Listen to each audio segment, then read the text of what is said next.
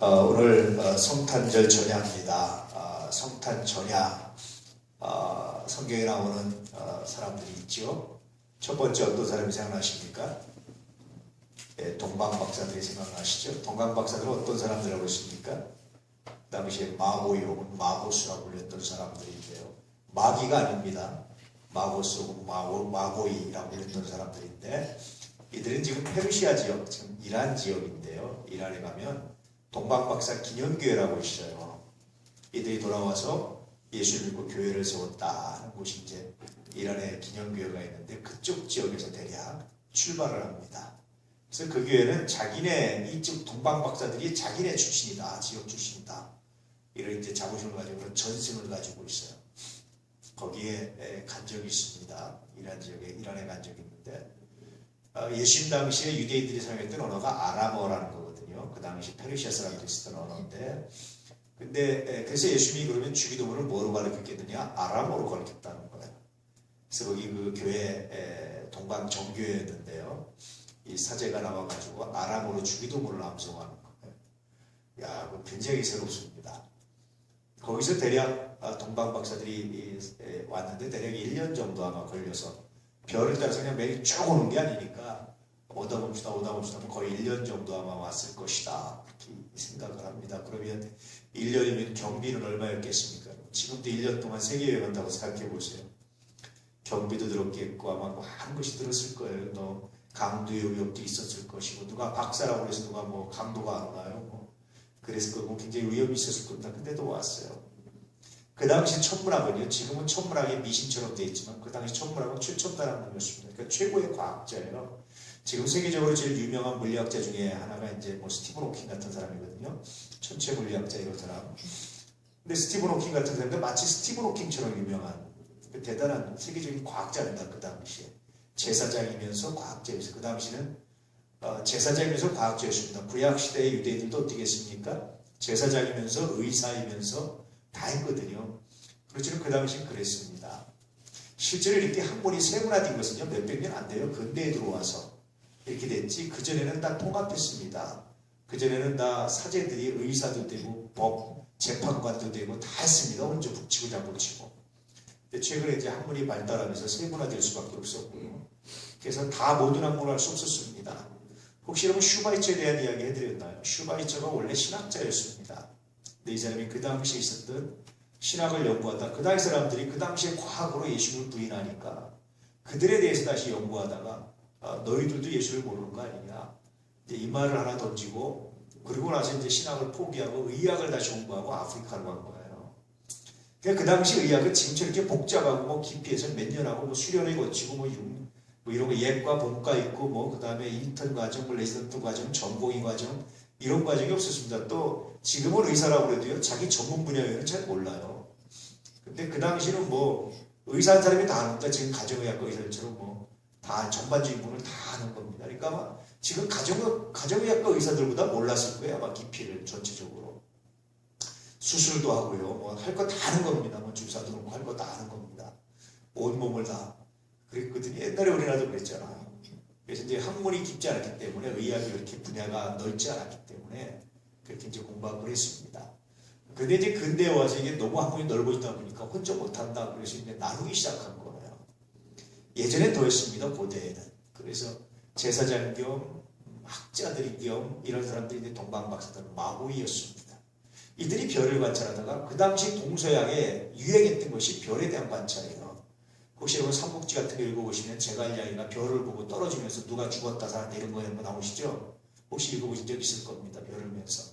그리고 그 당시 동서양을 막론하고 천문학이 이렇게 이제 발달하기 시작했는데, 그 당시 천문학은 오늘날 우리가 보기엔 미신인 것 같지만 그 당시는 최고의 학문이었습니다. 그러니까 그 당시 세계에서 제일 유명한 자연과학자가, 최고의 천체물리학자가 예수님의 탄생을 증언한 거예요. 자연과학의 현상을 이용해서. 굉장한 사건입니다. 하나님은요, 그 지금 보면 미신 같지만 그 당시 최첨단 학문이었던 천문학을 통해서 그리스도 예수님을 증거하셨던 사건인데, 이것이 바로 성탄 전야에 결정적으로 이제 빛을 발합니다. 그리고 예수님이 있는 곳에 머물렀었죠. 그러면 이 성탄 전야, 지금 이 시간은 여러분 동방박사들은 뭐 하고 있었겠습니까? 길을 걸어가고 있었습니다. 뭘 보면서? 별을 보면서. 그러니까 오늘 여러분 예배 끝나고 나가시면 하루를 한번 바라보시기를 동방박사들은 어떤 별을 봤을까? 그래서 여러분 자기의 학문, 자기의 지식 이런 분야에 열중하고 최선을 다해도 주님을 만날 수 있습니다. 주님께서 만날 수 있다. 물론 우리의 지혜와 우리 지식으로는 안 됩니다. 근데 주님께서 은혜를 주셔서 만나주십니다. 자기의 삶에 최선을 다하는 겁니다. 두 번째 성탄절에 생각나는 사람이 어떤 사람들입니까? 베들레헴의 목자들이죠. 이 베들레헴은요 주로 예루살렘 성에서 쓰는 성전에서 쓰는 그런 양들을 치는 곳이었습니다. 일반인들은 양을 못 쳐요. 여기서. 그래서 이 베들레헴 목자들은 아마 레위인들이었다 이렇게 보죠.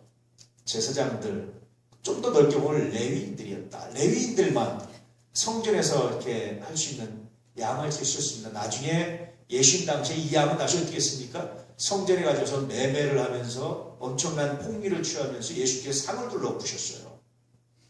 근데 이 바깥에서 양치는 자들은 그런 자들이 아닙니다. 이건 폭리 취하는 자들이 아니라 그냥 순수하게 바깥에서. 그러니까 이 안에서 예루살렘 성의 안에서 성전에 있던 사람들이랑 바깥에서 순수하게 있던 사람들. 그저 그 밤에도 자기의 직분을 다하고 있던 사람들. 자, 베들레헴의 양 목자들은 지금 뭐하고 시작했을까 이 시간에? 밤에 잠자고 있었을까요? 여러분 밤을 샜습니다. 밤을 새면서 양떼들을 보고 있는 거예요. 그러면서 목자들은 여러분 별을 보면서 별에 대한 이야기들을 많이 발전시키잖아요. 바깥에서 있다 보니까.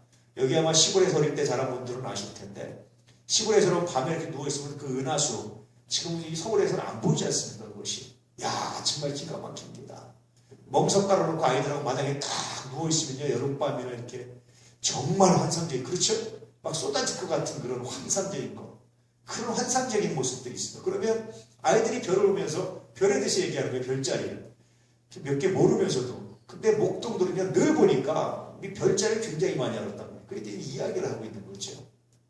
그렇잖아요. 그런데 천사의 음성을 듣고 하나님의 음성을 듣고 찬양 소리를 듣고 전혀 다른 경험을 하는 겁니다.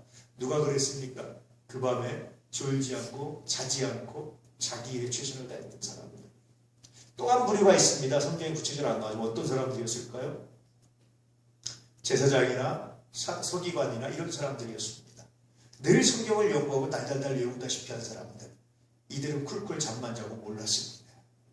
오늘날 우리 그리스도인들이 성탄절을 맞이해서 이 밤에 뭘 하고 있는지, 이 시간에 어디서 뭘 하고 있는지, 여러분 영적인 잠에 빠져서 주님의 성탄을 입고 있는 건 아니죠. 그냥 내일 와서 예배 한번 드리면 성탄절 지켰다고 생각한 건 아닌지 슬프고 마음이 아픕니다. 괜히 오늘은 그런 슬픈 마음이 들어서 저도 모르게 우리 밴드에 글을 남겼는데요. 슬펐습니다. 이 밤에 주를 묵상하고 주를 만나고 주님을 기다릴 수 있는 귀한 밤 되시기를 주의 이름으로 축복합니다. 마리아는 뭐 하고 있었을까요? 지금 시간. 아마 산통을 겪고 있지 않았을까. 그런 생각이죠. 그렇죠. 그런 생각입니다. 어쨌든 이 모든 것들이 모아져서 하루 협력해서 주님의 탄생이라는 거룩한 탄생이라는 놀라운 역사, 놀라운 애가 나타났습니다. 그래서 오늘 우리가 그것을 크리스마스라고 불러요. 그런데 재밌는 것은요. 주님의 생일은 아무도 몰라요.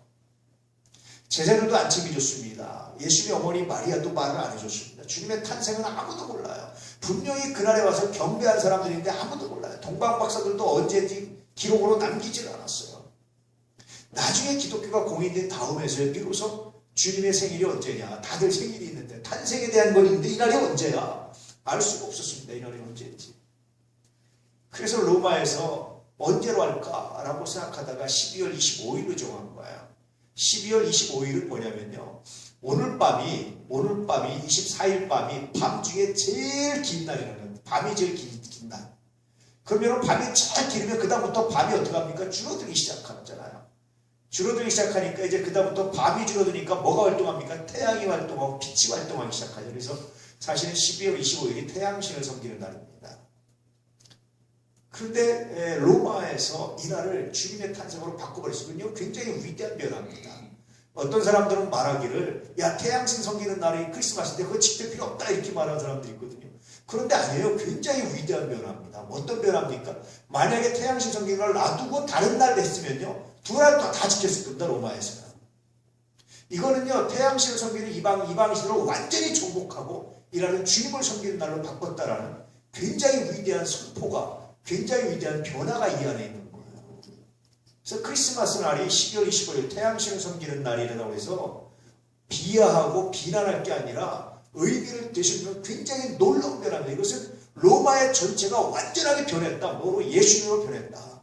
태양신을 섬기고 제우스를 섬기는 사람들이 완전히 바뀌어서 이제는 예수님을 섬기는 날로 그 날까지 정복된, 그 시대가 정복됐던 역사입니다. 이렇게 되니까 비로소 태양신을 섬기는 역사가 없어진 거예요.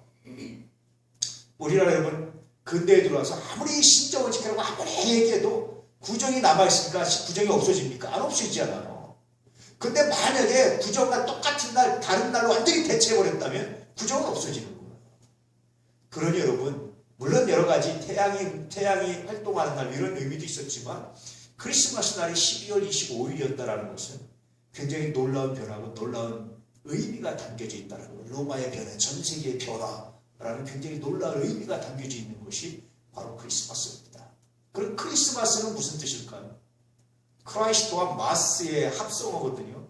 크라이스트 물론 예수는 아시다시피 그리스도입니다. 마스는 뭐냐면 미사에서 온 말입니다. 미사. 그래서 그리스도께 예배드리는 날이라는 거예요.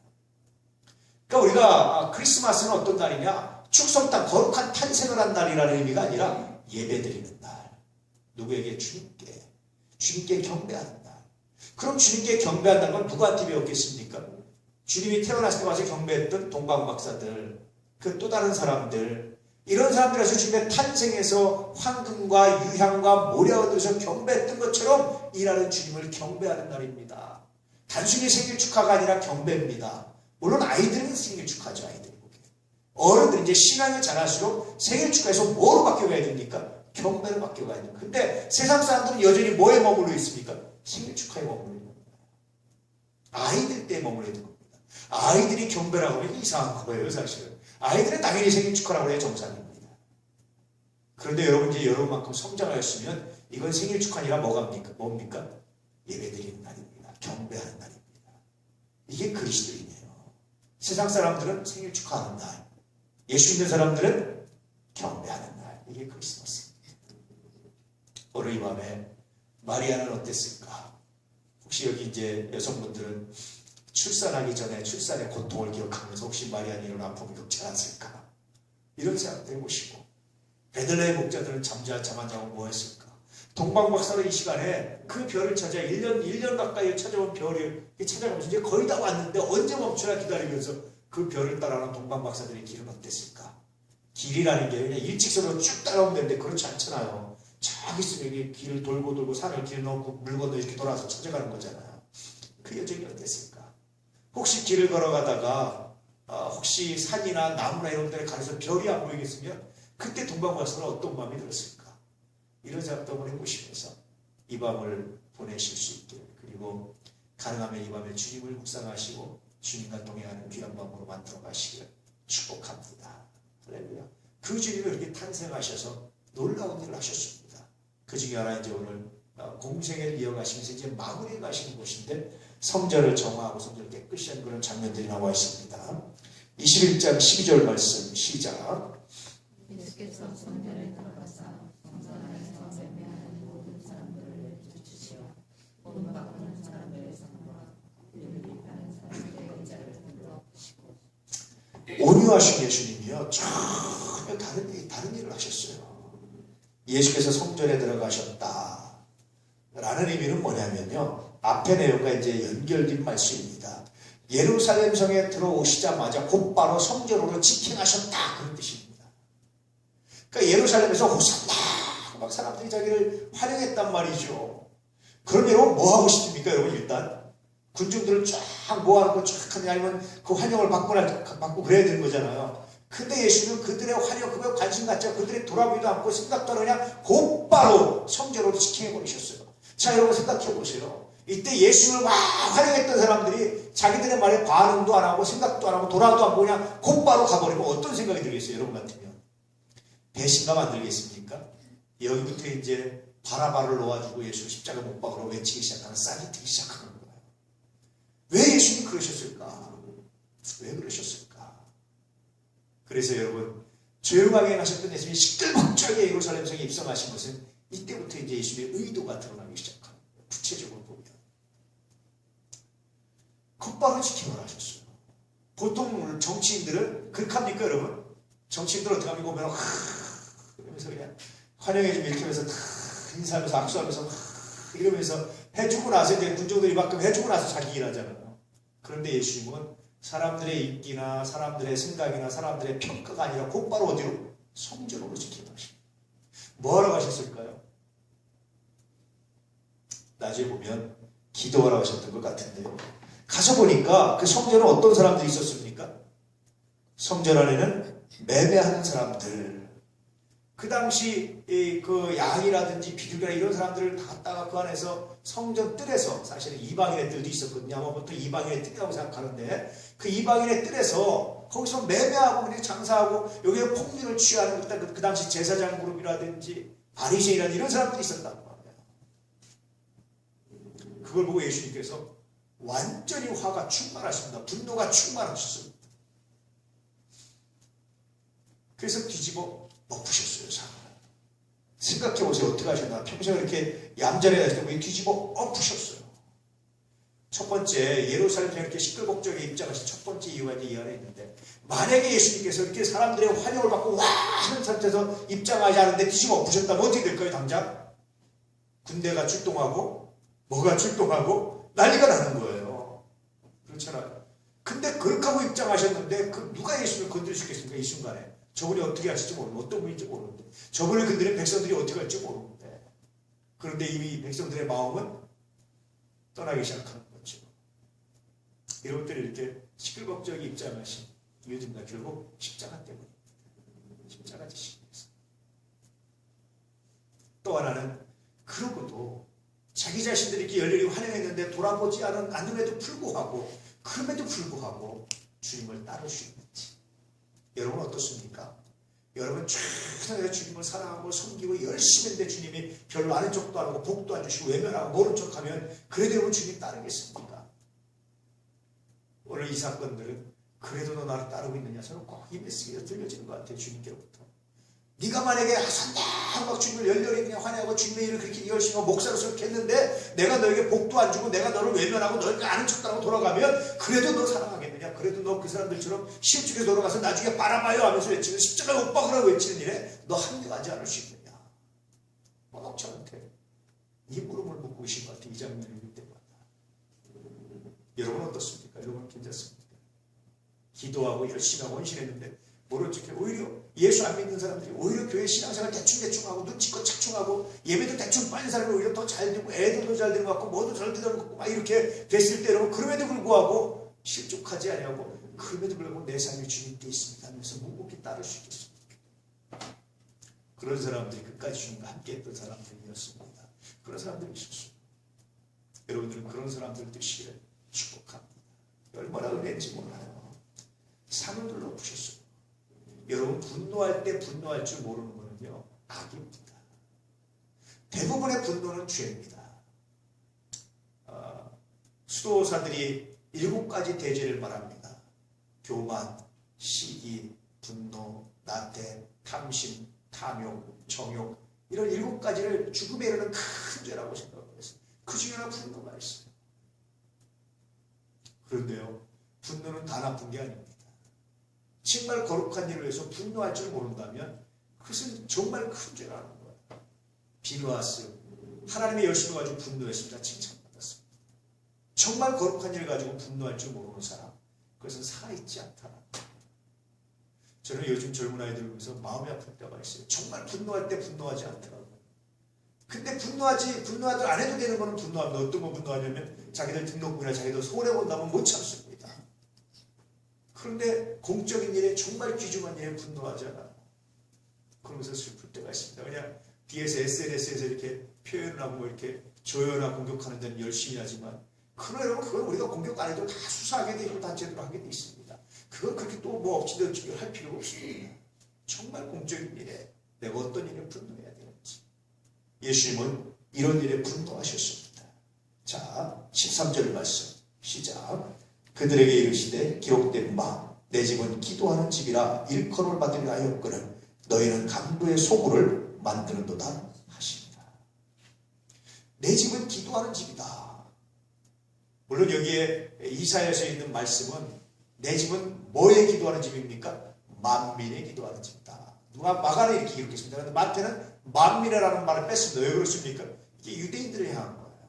그리고 이미 예수께서 여기서 계신 곳이 어디입니까? 이방인들 누구나 들어오시는, 이방인도 들어오시는 곳이었습니다. 물론 이방인 중에 개종한 사람들 들어오시는 곳이었습니다. 그래서 굳이 안 넣어도 사실은 상관없었어요. 근데 이제 마가는 고난받는 이방인들을 위해서 기록했기 때문에 특별히 만민회라는 말을 넣었습니다. 예수님은요, 기도하는 집이라고 얘기했어요. 그러면 그 당시 제사장이나 사두개인들은 성전은 어떤 곳이었을까요? 제사 드리는 곳이었습니다. 차이가 있었습니다. 그들은 제사를 위해서 그런 일을 해도 상관이 없다고 생각했는데 예수님은 그게 아니라 기도하는 집이라고 생각했어요. 왜 이런 차이가 나느냐면요, 그 당시에 이 성전은 헤롯이 지은 겁니다. 얼마나 웅장하게 위대하게 졌는지, 헤롯이 성전을 지은 것 자체가 하나님께 영광 돌리기 위해서가 아니라 이스라엘 사람들에게 위로하고 환심을 얻기 위해서 성전을 지은 거예요. 굉장히 화려하게 40년이 넘는 시간 동안 아마 졌을 겁니다. 47년인가 짓고도 다 못 졌는데요. 굉장히 웅장하게 화려하게 졌는데, 그런데 그걸 위해서 사람들이 다 하나님을 생각하고 하나님께 영광 돌리기 위해 뭘 생각하는 겁니까? 헤롯의 정치적인 야욕, 눈치, 인간적인 것, 이런 것들에 빠졌습니다. 그래서 엄격히 말하면 이것은 더 이상 하나님의 성전이 아니라 인간을 위한 성전으로 바뀌어 있었던, 하나님께 예배드리는 곳이 아니라 인간들의 그런 착취와 커넥션이 있던 장소로 바뀌었었습니다. 예수님이 정말 분노하셨던 건 그거예요. 들어오자마자 사람들도 몰려오고 그냥 곧바로 성전으로 시청하셨습니다. 오셔가지고 기도하시고 묵상하셔야 되는데 보니까 완전히 강도의 수고를 만들어서 그냥 들어오자다 그냥 둘러보고 완전히 둘러보고 그러셨습니다. 물론 알고 가셨는데 다 둘러보고 계십니다. 그래서 선포하시기를 내 집은 만민의 기도하는 집이다라는 이사야의 예언의 말씀을 선포합니다. 굉장히 놀랍지 않습니다. 그러면서 예수님은 만민의 기도하는 집, 기도라는 게 뭡니까? 하나님과의 대화가 하나님과 만나는 거잖아요. 내 집은 하나님의 임재가 있는 곳이고, 다른 말로 하면 사람들이 와서 하나님을 만나고 하나님을 경외하고 하나님을 찬양하고 하나님께 예배드리는 곳이지 이런 곳이 아니다라는 겁니다. 제가 이 말씀을 묵상하다가요, 뭐를 못하겠냐면 바자회 같은 거 교회에서 못하겠는 거예요. 그렇다고 바자회가 죄다 이렇게 보기는 어렵습니다. 근데 계속 걸리는 거예요, 내 마음에. 바자회가 이게 계속 걸려요. 그냥 우리끼리 그냥 조금 이렇게 하는 건 제가 괜찮은데, 크게 뭐 천막하고 대형으로 하는 거는 이게 계속 걸리는 거예요. 우리가 좋은 뜻으로 하는 거지만. 그래서 제가 잘 못하는 거예요. 어쨌든 이 말씀이 계속 생각이 나고 그렇습니다. 어떤 교회 가니까 교회 앞에 ATM기를 설치해놨어요. 현금 인출기를. 교회 문 앞에. 그러는데 또 이 말씀이 생각나는 거예요. 제가 얼마나 마음이 저게 오는 건지 봐요. 교회 안에 ATM기 설치하는구나. 이 당시에 사람들이 제사를 편리하게 해서 성전에 와서 돈 받고 사가지고 와서 제사 지내는 거나 교회 와서 ATM기 나와서 돈 빼가지고 가는 거나 뭐가 다를까? 그게 많이 마음이 이제 혼동이 되고 많이 마음이 그런 거예요. 헌금은 그런 편리함보다 불편함이 있어야 되겠다. 그런 편리함, 그래서 돈 탁 받고 이렇게 하는 것이 아니라 미리 준비함이 없이 그냥 돈 드리는 것 자체는 하나님을 감동시킬 수 없겠다. 그래서 지금 같아서는 ATM기 설치하고 이런 거는 나중에도 하지 말아야 되겠다, 이런 생각을 지금 같아서는 하고 있습니다. 나중에 제가 좀 더 생각이 바뀌면 여러분들께 양해를 구하고 설치하는 거예요. 아직까지는 그것이 별로 이렇게 용납이 안 되는 것 같습니다. 이렇게 오는 것 같잖아요. 이 당시 꼭 그 똑같은 편리함이잖아요. 이게 미리미리 준비하는 것이 아니라 교회 와가지고 성전에 와가지고 돈 주고 사가지고 아빠 양으로 있어요. 가면 다 팔아. 연비하지만 다 팔아. 데리고 아들 데려가면서 아빠 양으로 가면 다 팔아. 아브라함은 아빠 양으로 있으니까 하나님이 준비하셔서 그러는데 이 사람들은 양으로 있어요. 가면 팔아. 돈 얼마요? 어떻게 주고 거기서 흥정하는 거. 아이고 비싸요. 값없어 해가지고 이것까지 하는 게 예배드리는데 그 예배가 예배냐는 거예요. 온전하지 않은 것 같습니다. 그래서 오늘날 우리들의 편리함이 이 당시의 편리함인데 이것이 온전하지 않다. 또 하나는 하나님의 성전이 아니라 인간에게 보이고 인간에게 자랑하기 위한 인간의 성전. 그래서 그 성전을 헤롯 성전이라고 말합니다. 하나님의 성전이라고 합니다. 별칭인데요. 이것이 예수님 보신 정말 마음 아프셨답니다. 이것들을 바로잡기 위해서 예수님께서 아마 그렇게 시끌벅적하게 입장하신 이유 중에 하나이겠다, 이런 생각이 들죠. 자, 14절 말씀. 맹인과 전원자들이 성전에서 예수께 나오매 고쳐주십니다. 굉장히 놀라운 사건입니다. 맹인과 전원자들은요, 이 몸에 장애가 있는 사람들은 성전에 들어올 수 있다 없다? 여러분, 없었어요. 제사장들이나 이런 용납할 수 없는 문제였습니다. 그런데 예수님이 다 둘러엎으시면서요, 맹인과 장애인들이 들어올수록 해주십니다. 뿐만 아니라 성전에서 그들을 고쳐주기까지 하셨어요. 그러니 들어올 수 있는 자들이 들어왔는데 나갈 때는 어떤 자들이 돼서 나갔습니까? 건강한 자들이 돼서 나간 거예요.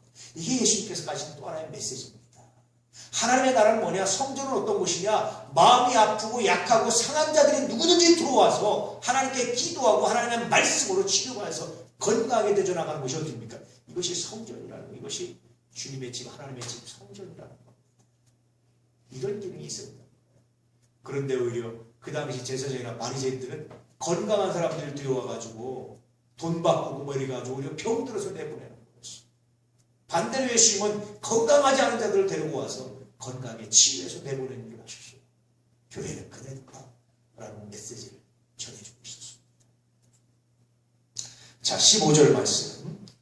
대제사장들과 서기관들이 예수께서 하시는 이상한 일과 또 성전에서 소리질러 호산나 다윗의 자손이 하는 어린아이들을 보고 노하여. 그래서 이걸 보니까 대제사장들과 서기관들이 예수님 하신 일을 뭐로 봤습니까? 이상한 일, 괴이한 일, 괴괴한 일로 받기 시작했어요. 상식적이지 않은 일로, 아주 이렇게 비상식적이고 이런 일로 보기 시작했어요. 왜 그래? 이건 있을 수 없어요. 상을 둘러 엎는 거, 이거 아무도 못했던 건데 있을 수 없어요. 왜 그거 편리한데? 그게 뭔 죄라고. 그런 생각까지 없었어요. 뿐만 아니라 뭐 했습니까, 여러분? 못 들어오는 자들을, 장애인들 못 들어오게 하는 자들을 들어와가지고 고쳐서 내보내기 시작했습니다. 상상할 수, 성전에서 이런 일이 있을 수 없다고 생각하고 있어요. 구약에서요, 유대인들의 제사장은 장애인들은 제사장도 될 수가 없었습니다. 근데 예수님은 아니었던 거예요. 오늘날 우리가 많은 장애인분들이 얼마나 멋지게 활동을 하고 사역을 하는지 몰라요. 많은 여성분들이 얼마나 멋지게 사역을 하는지 몰라요. 여러분, 하나님 앞에서 이런 차별이 없습니다. 할렐루야. 이게 얼마나 귀한 건지 몰라요. 이게 얼마나 놀라운 건지 모릅니다. 그래서 그들이 이상하게 봤는데 예수님은 그 일을 하셨어요. 근데 더 재밌는 것은요, 아이들이 어른들은 성전에서 감히 이렇게 못하죠. 제사장들 눈치 보느라고. 그리고 이미 예수님께서 자기들의 기대, 자기들한테 손들지 않고 지켜하면서 마음이 상하기 시작했던 것 같습니다. 안 하는데 아이들은요, 순진한 아이들은 어디 갑니까?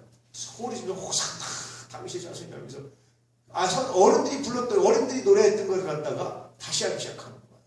물론 그것이 성전의 노래이기도 했습니다만 예수님께 하기 시작하는 거예요. 놀랍지 않습니까? 이건 시편에 나와 있는 시편 8편에 있는 예언이었습니다. 예수님은 철저히 이렇게 예언을 이루시면서 이런 일들을 하셨습니다. 자, 16절 말씀 시작. 예수께 말하되 그들이 하는 말을 듣느냐? 예수께서 이르시되 그렇다. 어린아기와 젖먹이들 입에서 나오는 찬미를 온전하게 하셨나이다 함을 너희가 읽어본 일이 없느냐 하시고. 그래서 제사장들에서 들어와서 너 듣고 있냐 지금? 너 하나님께만 예배드려야 하나님만 영광 받는 이 성전에서 너 지금 듣고 있느냐 이런 말을 하는 거예요. 근데 여러분 실제로 제사장들이 하나님께 예배드리고 하나님께 영광 드리고 했습니까? 그러지 않았어요. 근데 그랬던 그들이 공격하기 위해서는 하나님을 이야기하는 겁니다. 슬프지 않습니까? 그래서 예수님께서 기가 막힌 말씀을 했습니다. 시편 8편에 있는 말씀이면서 이런 말씀 못 읽어봤느냐? 읽어봤잖아. 어린아이들이 찬미하는 소리 못 읽어봤느냐? 읽어봤다. 그럼 제사장들한테 뭔 얘기를 해주고 있는 겁니까 지금? 예수님께서 기회를 주시고 있는 거예요. 어떤 기회를 주고 있습니까? 읽어봤지 않느냐? 알지 않느냐 이 말씀. 이 말씀이 현재 응아지고 나타난 사건들도 뭘 생각하느냐? 성전에서 이제까지 한 번도 없었던 일들이 일어났어요. 한 번도 성전에서 일어날 수 없는 일들이 눈앞에 펼쳐졌단 말이에요. 그래서 이것을 말씀을 기억하지 못하고 말씀을 알고 있는데 연결을 못 시켰어요. 그때 예수께서 대답해 주십니다. 그리고 읽어보지 못했습니다. 그렇게 물으시는 거예요. 다시 말하면 이제까지 보지 못했고 이제까지 일어나지 않았던 일들이 일어났던 이 현장에서 하나님의 말씀이 기억나지 않느냐, 연결시키지 못하느냐 그런 얘기입니다. 옛말에 그런 말이 있죠. 구슬이 소마리라도 깨워야 보배라. 말씀을 아무리 달달 많이 외우면 뭐합니까? 필요할 때 그 말씀이 생각나지 않으면 의미가 없는 거예요. 아무리 여러분 수학을 잘하고 지식이 많으면 뭐합니까? 시험 볼 때 생각나지 않으면 의미가 없는 거예요. 그렇잖아요. 아무 의미가 없는 건 별 의미가 없습니다. 쓰임받지 않습니다. 나는 많은 분들이 말씀 요정을 가지고 말씀 요한이고 많이 하는데 실제 삶에 전혀 연결시키지 않는 것들을 너무나 많이 봐요. 그 나라와 그 일을 먼저 뭐라고 했대요? 저기 돈 걱정에 빠져가지고 여전히 먹고 마시고 입는 것에 빠져가지고 그 말씀은 잘하면서도 여전히 현장에는 외면되는 그 말씀을 볼 때가 너무나 많습니다. 이 당시 사람들처럼. 그때 예수님께서 이렇게 말씀하시는 거예요. 너 그 말씀 알지 않느냐? 그 말씀이 지금 일어나고 있는데 그 지금 일어나는 이 사건 앞에서 내가 메시아인 것을, 예수가 그리스도인 것을, 하나님인 것을 너 지금 목도하고 있으면서 왜 모르고 있느냐? 그런 얘기를 하시고 놀랍지 않습니까? 여러분은 알고 계십니까?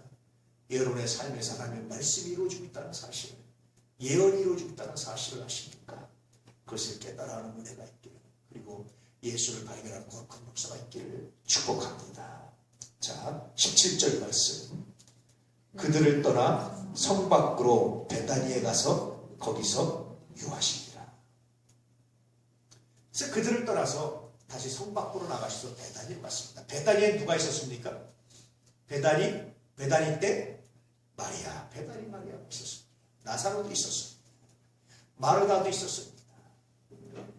평소에 늘 예수님을 섬기고 예수님께서 순종하고 예수님을 섬겼던 사람들이 있었어요. 왜 예수님께서 예루살렘 성에 들어왔다가 베다니로 가셔야만 했을까요?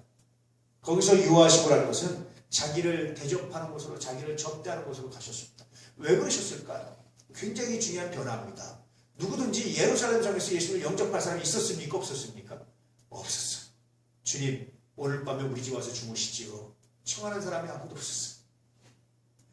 굉장히 중요한 변화예요. 호산나 하고 외칠 때만 해도 주님께서 만약에 하면서 그래 하면서 이렇게 오늘 밤 내가 네 집에 로 할렐루야 그러고 난리 났을 겁니다. 아무도 시작 마음이 상하기 시작합니다. 아무도 예수님께서 청하시는데 곧바로 성령에 들어와 사신들이 막 줄로 엎으시고 달리고 제사장들과 이 각을 세우시고 안 하던 일이 일어나고 막 그냥 성령에 들어올 수 없는 사람들이 들어오기 시작하고 뭐 기이한 일이 일어났던 거예요. 아무도 예수님을 영접하지 않았습니다. 이런 것들이 예수님께서 예루살렘 성을 시끌벅적하게 입장하시면서 나타났던 하나의 열매들이고요. 결과들이고 그렇게 열렬하게 환영했던 사람들을 외면했을 때 나타났던 하나의 결과들입니다. 여러분들에게는 이러한 일이 없기를 축복합니다. 주님, 우리 집에 오십시오. 주님, 이 일은 나에게 담당시켜 주십시오. 주님, 이럴 때가 됐습니다. 아무도 외면하고 다 뭉부담으로 있는 것은 이런 것은 옳지 않다라고 생각합니다. 베드로 승질 급해가지고 앞에 나섰다 혼도 많이 났지만 그럼 그 사람이 수제자예요. 그 사람이 복받은 사람입니다. 놀랍지 않습니까? 오늘 여러분 교황들은 얼마나 공부도 많이 하고 세계적으로 위대한데 이 사람들이 다 그 어부였던 베드로 후계자라고 자처하고 있어요. 다들. 놀랍지 않습니까? 여러분 조금 좀 서둘러서 안 맡아도 되는 거 내가 하겠습니다라고 해서 혼돈하고 실수하고 욕도 먹을 수 있지만 그 일이 하나님께 영광이 되고 그럴 때 하나님께 쓰임받는다는 사실을 기억하시고 묵묵부답으로 하는 걸 자랑하지 마시고 한 발 뒤로 가는 거 그런 세상적 지혜를 자랑하지 마시고 베드로 같은 열정을 가지고 살아가시고 그렇게 이 밤에 저를 찬양하고 주연의 가운데 하시는 거룩한 역사가 있기를 주의 이름으로 축복합니다. 저는 목회하면서 묵상하면서 세상적 지혜가 얼마나 미련한지 목도할 때가 너무나 많아요. 세상적 지혜를 말하면서 아주 약삭빠르게 행동하는 걸 주장할 때마다 슬플 때가 많습니다. 그런데 그 사람의 삶의 결말을 가만하면 여전히 그냥 그게 그분하고의 그 밥이 달라지는 게 없어요. 그런데요, 베드로처럼 혼돈하고 욕도 먹고 실수도 하지만 차나가면서 하나님의 일을 하는 사람들이요, 이게 세상을 변하시고 놀랍게 역사하고 나타나는 것을 정말 많이 봅니다.